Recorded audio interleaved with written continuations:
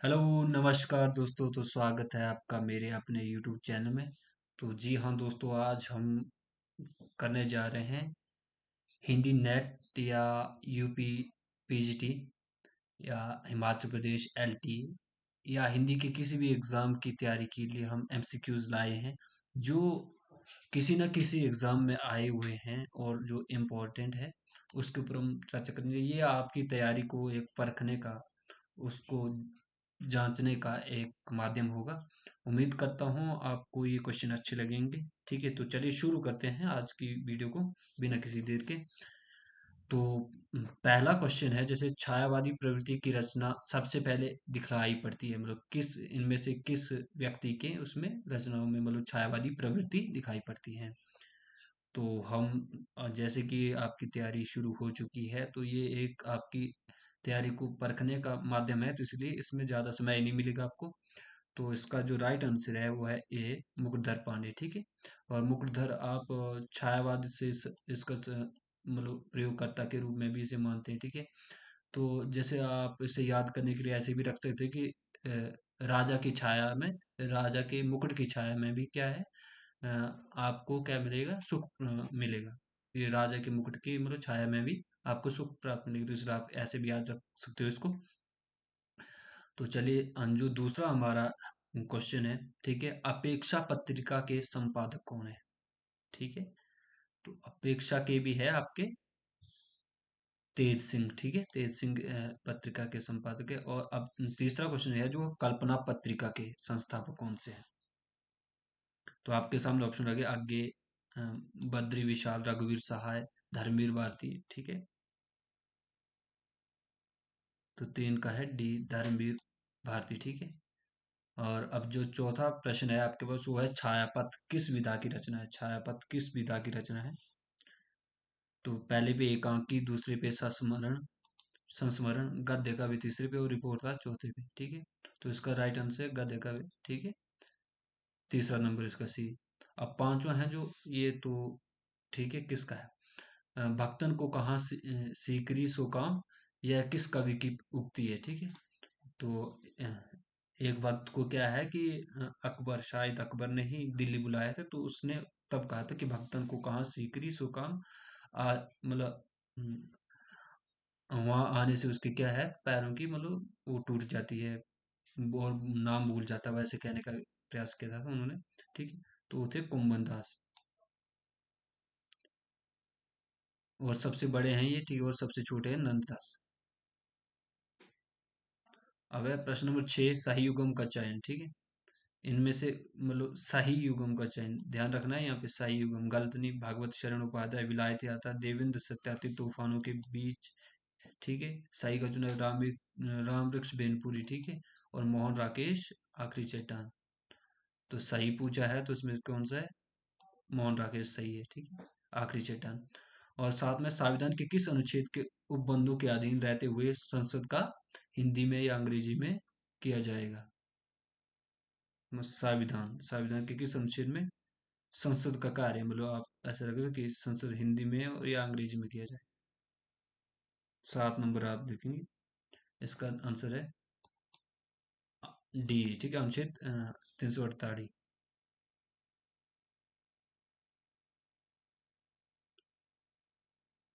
फिर है आपका आठवां, संविधान की 8वीं अनुसूची में बोडो, डोगरी, मैथिली और संथाली भाषाओं को किस वर्ष सम्मिलित किया गया है। ठीक है, ये पहले जब अ, 8वीं अनुसूची में थी तब 14 ही थी, फिर धीरे धीरे करके ये बढ़ी है, तो किस वर्ष इनको मिलाया गया था उनमें।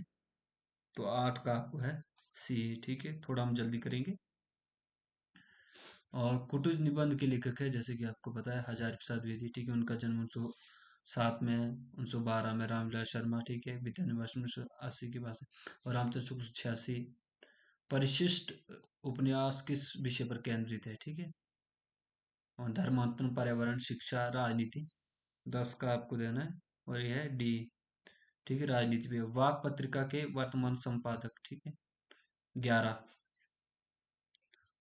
इसका है आपका सी, सुधीर पचौरी। ठीक है, पालीपत की बहुमान्य व्युत्पत्ति। ठीक है, जिसे माना है, इनमें से आपको एक चयन करना है। ठीक है, और ये है आपका सी। तेरा तेरा प्रश्न है आपका, पाली भाषा के सर्वप्रधान व्याकरण। ठीक है, तो ये है कंचायन।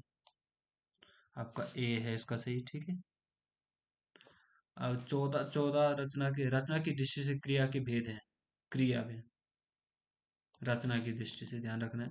14 नंबर पे है आपका, बी है, इसके दो है। ठीक है, और य र ल वो व्यंजनों को क्या कहा जाता है? इसको कहा जाता है अंतस्थ। ठीक है, 15 का अंतस्थ आ गया बी।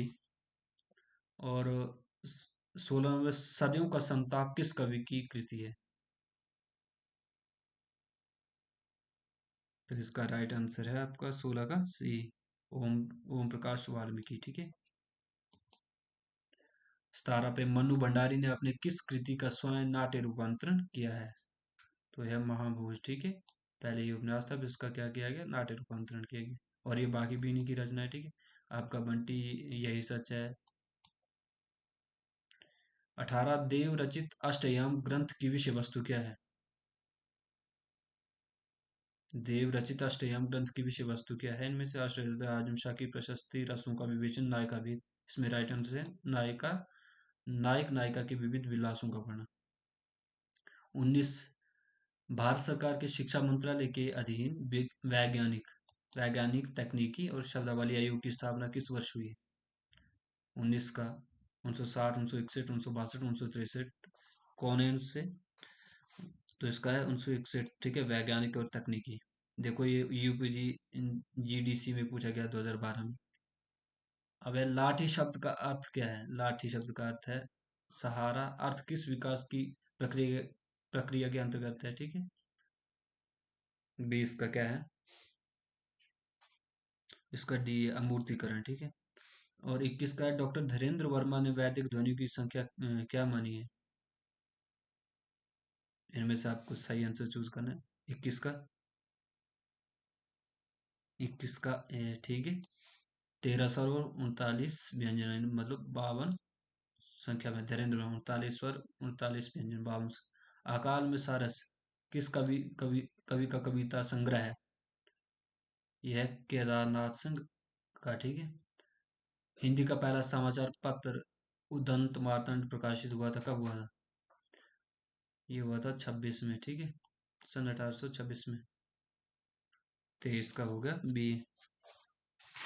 आगे है 24, आचार्य शुक्ल ने एडविन अर्नाल्ड के आख्यान काव्य लाइट ऑफ एशिया का बुद्ध चरित्र नाम से किस भाषा में अनुवाद किया था? पहले तो आपको ध्यान रखना है कि रामचंद्र शुक्ल ने एडविन अर्नाल्ड के, ठीक है, आख्यान लाइट ऑफ एशिया का मतलब अनुवाद किया किस नाम से? बुद्ध चरित्र नाम से। ठीक है, और किस भाषा में किया, ये पूछा है, तो ये है ब्रजभाषा। ठीक है, हंस पत्रिका का प्रकाशन कहाँ से हुआ है? अब ये है 25 नंबर पे आपका, हंस पत्रिका का संपादक तो बनारस से हुआ है।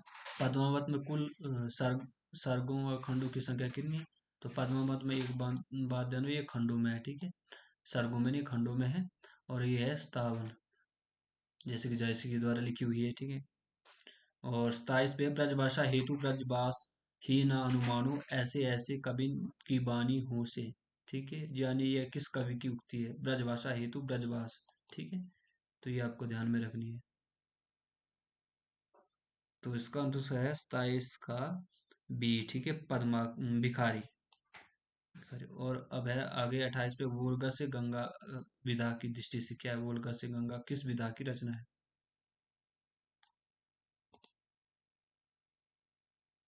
तो इसका 28 का राइट आंसर है बी, कथा। ठीक है, आचार्य रामचंद्र शुक्ल ने किस रचना को ध्वनि काव्य माना है? ध्वनि काव्य। ठीक है, तो इसको माना है आपका ए को, सूर्यकृत ब्रह्मगीत को। ठीक है, 29 का ए, इसको ध्वनि काव्य माना है इन्होंने। झोपड़ी से राजभवन तक किसका है आपका? तो ये है माता प्रसाद का। ठीक है, 30 का बी। और राजभाषा नियम 1976 में कुल कितने नियम है? ये है 12 आपके। उच्चतम न्यायालय उच्च न्यायालयों में अधिनियमों, विधेयकों आदि के प्रयोग की जाने वाली भाषा का उल्लेख संविधान के किस अनुच्छेद में? न्यायालयों। ठीक है, न्यायालयों में कब है? 48 है। आपको ये पूरे संविधान से संबंधित इसकी चीजें याद होनी चाहिए। ठीक है, 32 का है आपका डी, 32 का डी। हिंदी की वैज्ञानिक तकनीक शब्दावली के निर्माण हेतु संस्कृत को प्राथमिकता देते हुए उपयोगी शब्द ग्रहण किए जाते हैं। 33 नंबर का क्या है? सभी मान्यता प्राप्त भारतीय भाषाओं से। ठीक है, 33 डी। 33 है आपका डी। आगे है आपका मानक हिंदी व्याकरण में कारक व व्याकरण कोटि हैं जो 34 का क्या है? ठीक है, कार्य संपादित करने वालों की सूचना देते संज्ञा या सर्वनाम के कार्यवाची प्रकार को बतलाती है। उद्देश्य और विधेय पदों को जोड़ती है। संज्ञा अथवा सर्वनाम पदों का क्रियापद में संबंध व्याप्त करते हैं। कारक क्या करते हैं? व्याकरण को मतलब जोड़ते हैं। ठीक है, तो इसलिए डी आएगा इसका, 34 का डी। आगे 35 पे है साक्षात रस मूर्ति किस कवि को कहा है? ठीक है, रस मूर्ति, रस मूर्ति आपको कहा है। ठीक है, इनमें से किसने? तुलसीदास, सूरदास, घनानंद। रसखान 35 का क्या होगा? इसका है घनानंद को कहा है। ठीक है, राघव चेतन का संबंध इनमें से किसमें? कृष्ण कथा, राम कथा, संत काव्य, पद्मावत। तो इसका संबंध है पद्मावत। पद्मावत मूवी में भी इसका जिक्र आता है। ठीक है, और 37 का कामायनी के आनंदवाद का दर्शन क्या है? तो इसका है शैवागम। ठीक है, 37 बी, 37 का बी है। और 38 का बिहारी सतसाई की प्रसिद्धि का प्रमुख कारण क्या है? तो इसका है प्रसिद्धि का, जैसे रामचंद्र शुक्ल ने कहा है कि कल्पना की संभार शक्ति, क्योंकि मुक्तक के लिए वो ज्यादा जरूरी है, तो ये यहाँ पे कल्पना की संभार शक्ति इसमें ज्यादा दिखती। 39 का है बूंदी नरेश महाराजा भाव सिंह का आश्रित कवि निम्नलिखित में कौन सा? बूंदी नरेश। ठीक है, इनमें से कौन था उनके अधीन?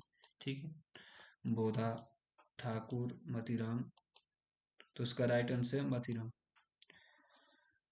और कौन था 40 का? कामतप सदगुरु का हिंदी व्याकरण विषय ग्रंथ जो नागरी सभा काशी से प्रकाशित हुआ था, उसका नाम क्या था?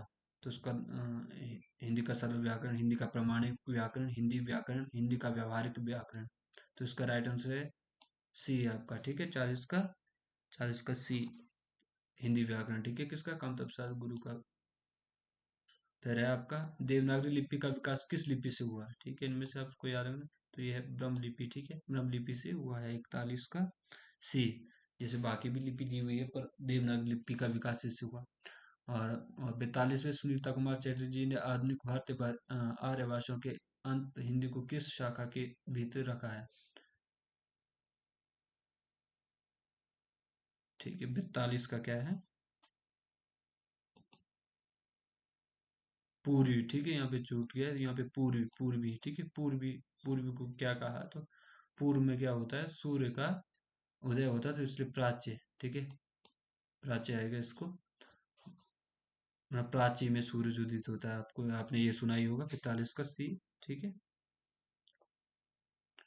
अब सर्वनाम का रूपांतर किस कारण से नहीं होता है? ठीक है, तो लिंग के कारण नहीं होता है, 43 का। तो इसका 43 का राइट आंसर है आपका बी। 44 का हिंदी के सर्वनाम में कारक के कितने भेद होते हैं? कितने प्रकार के होते हैं सर्वनाम के?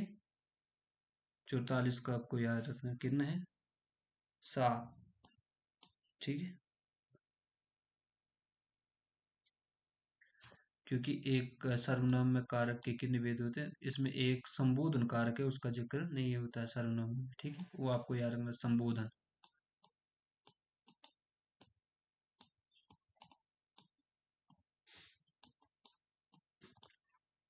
आगे जो शुरू आगे है वो 45 हिंदी का प्रथम व्याकरण लिखने वाले विद्वान कौन से हैं? जेशवा केटलर, किशोर वाजपेयी, जॉर्ज ग्रेसन, कामता प्रसाद गुरु जी है आपके।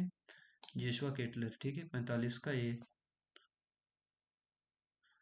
और 46 का हिंदी के प्रथम समाचार पत्र का स्वरूप कैसा था? कैसा था ये आपको याद रखना है, किस तरह का था ये? मतलब मासिक था, पाक्षिक था, दैनिक था या साप्ताहिक था?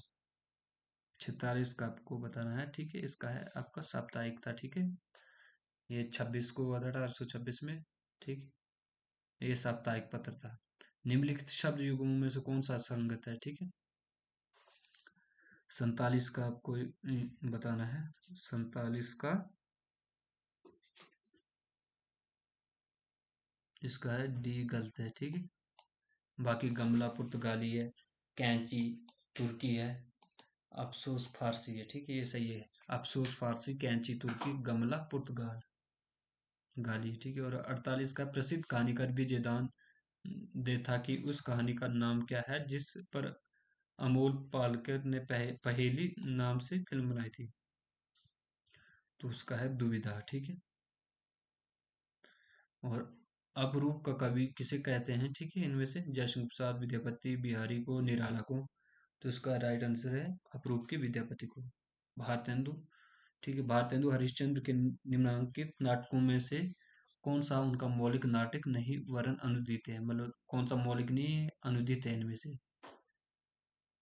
भारतदर्शा, श्री चंद्रावली, रत्नावली, विश्वमोसधुम। ठीक है, ये भारतेंदु के नाटक है, और इसमें आप मौलिक नहीं अनुदित पूछा है तो ये है रत्नावली, ये अनुदित है। ठीक है, तो जैसे कि यहाँ पे चलो, आज के लिए दोस्तों 85 क्वेश्चन पे हम बात करेंगे।